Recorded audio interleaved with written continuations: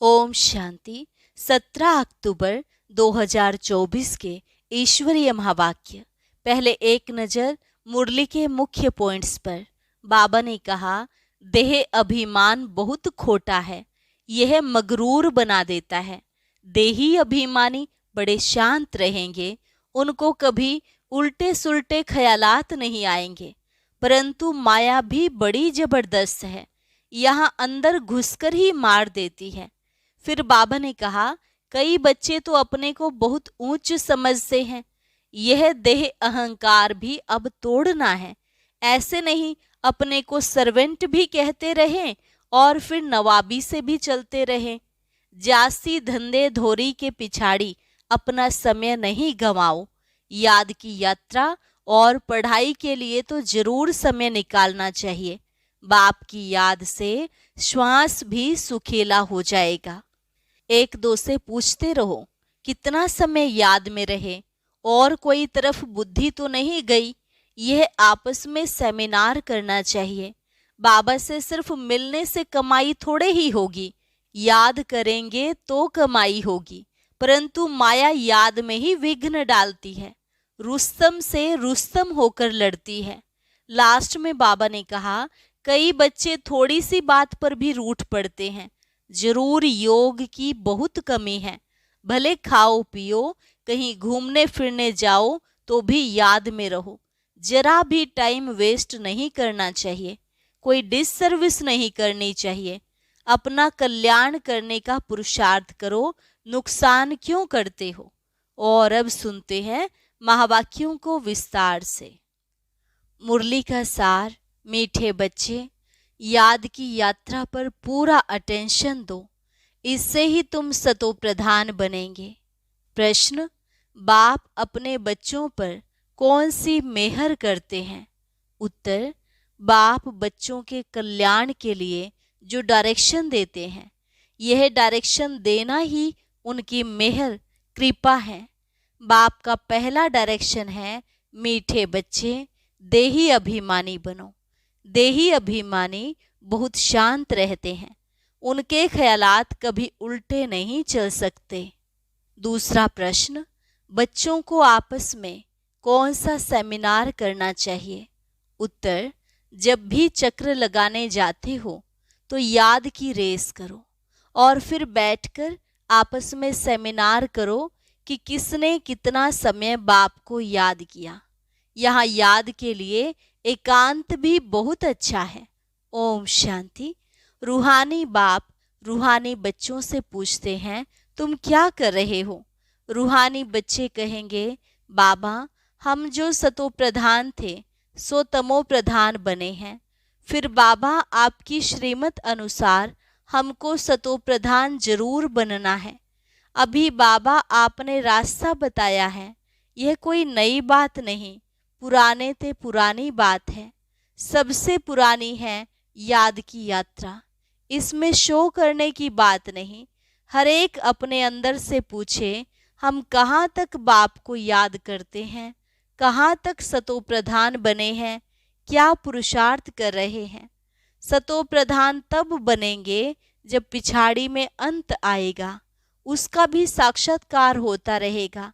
कोई जो कुछ करता है सो अपने लिए ही करता है। बाप भी कोई मेहर नहीं करते हैं, बाबा मेहर करते हैं जो बच्चों को डायरेक्शन देते हैं, उनके ही कल्याण अर्थ। बाप तो है ही कल्याणकारी। कई बच्चे उल्टे ज्ञान में आ जाते हैं। बाबा फील करते हैं, देह अभिमानी मगरूर होते हैं, देही अभिमानी बड़े शांत रहेंगे, उनको कभी उल्टे सुल्टे ख्याल नहीं आते हैं। बाप तो हर प्रकार से पुरुषार्थ कराते रहते हैं। माया भी बड़ी जबरदस्त है, अच्छे अच्छे बच्चों पर भी वार कर लेती है, इसलिए ब्राह्मणों की माला नहीं बन सकती। आज बहुत अच्छी रीति याद करते हैं, कल देह अहंकार में ऐसे आ जाते हैं जैसे सांडे गिरगिट। सांडे को अहंकार बहुत होता है। इसमें एक कहावत भी है, सौर मंडल के साज से देह अभिमानी सांडे क्या जाने।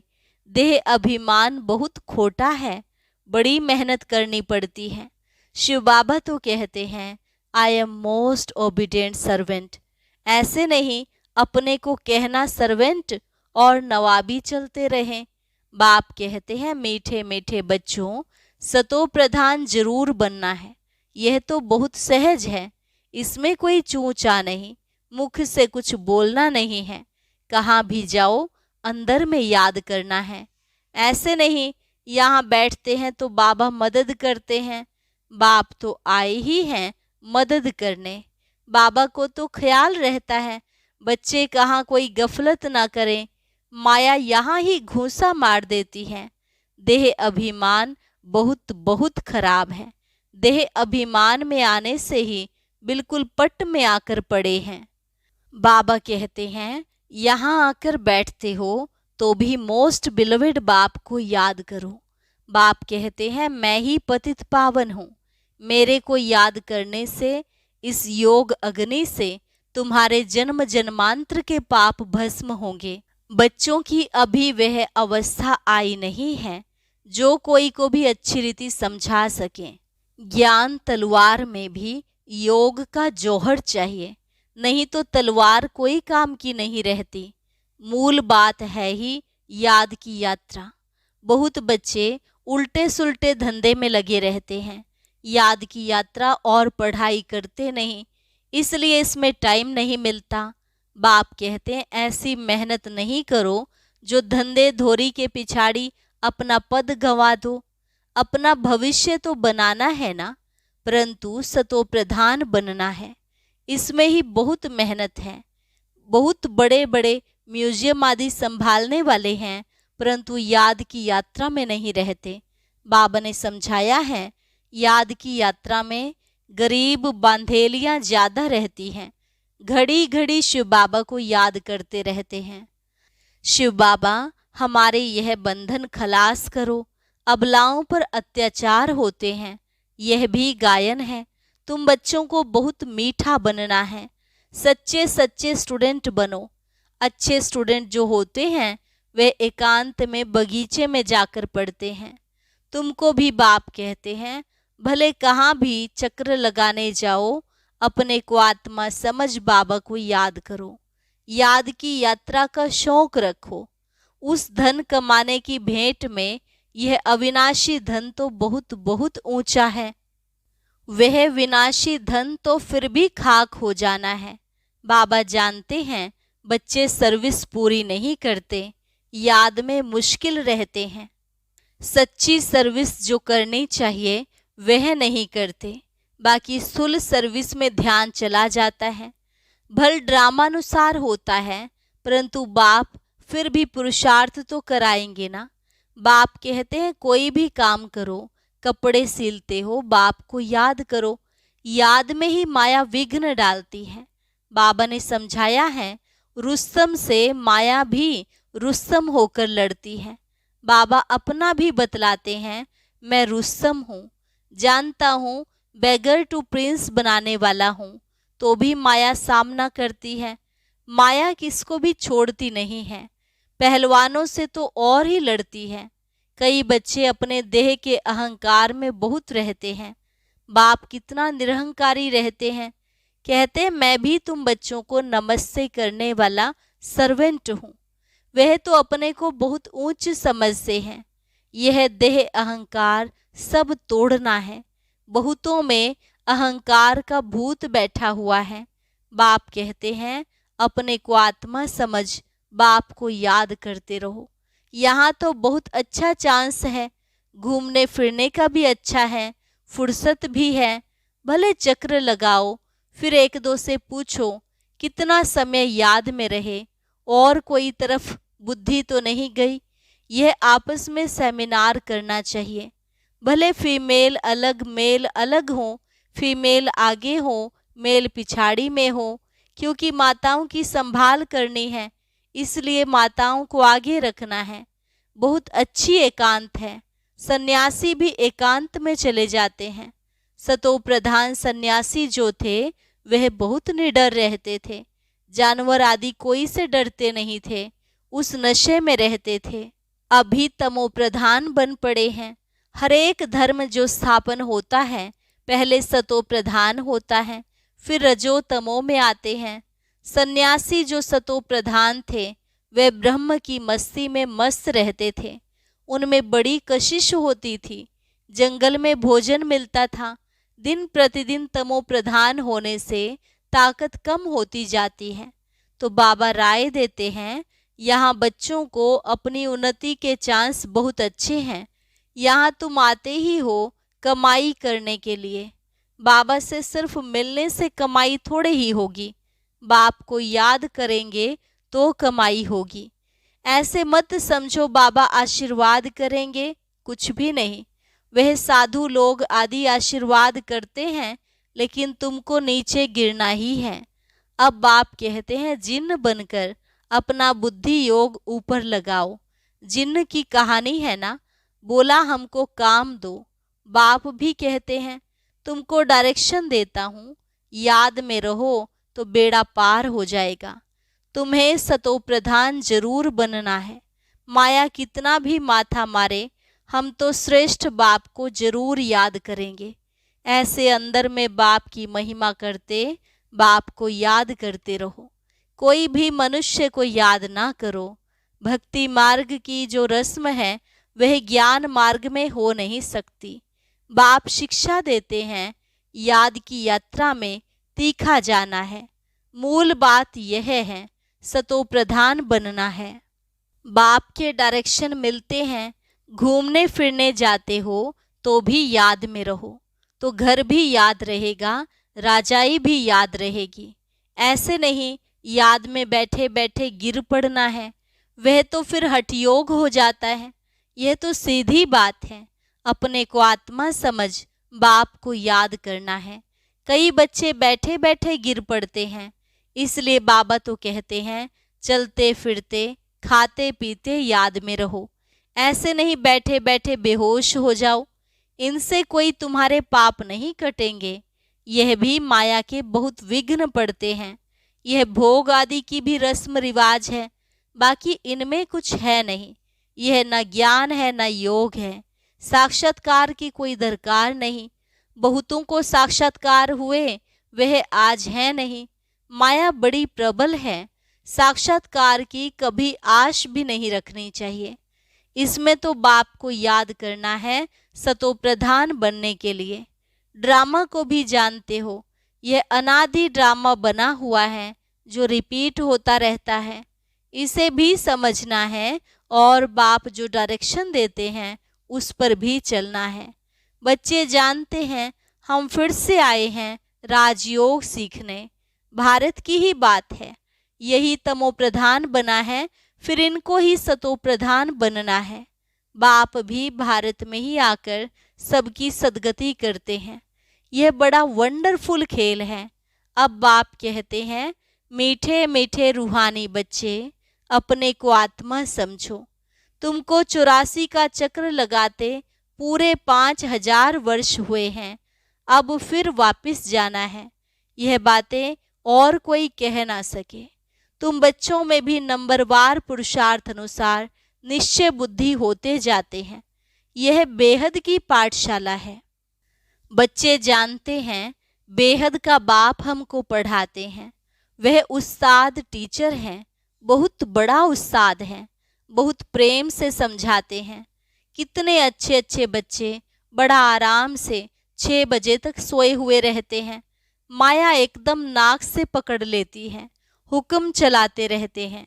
शुरू में तुम जब भट्टी में थे तो मम्मा बाबा भी सब सर्विस करते थे। जैसे कर्म हम करेंगे, हमको देखकर और करेंगे। बाबा तो जानते हैं ना, महारथी घोड़े सवार प्यादे नंबरवार हैं। कई बच्चे बड़ा आराम से रहते हैं, अंदर सोए रहते हैं। बाहर में कोई पूछे फलाना कहाँ है तो कहेंगे है नहीं, परंतु अंदर सोए पड़े हैं। क्या क्या होता रहता है। बाबा समझाते हैं संपूर्ण तो कोई भी बना नहीं है। कितनी डिसर्विस कर लेते हैं। नहीं तो बाप के लिए गायन है, मारो चाहे प्यार करो, हम तेरा दरवाजा नहीं छोड़ेंगे। यहाँ तो थोड़ी बात पर रूठ पड़ते हैं। योग की बहुत कमी है।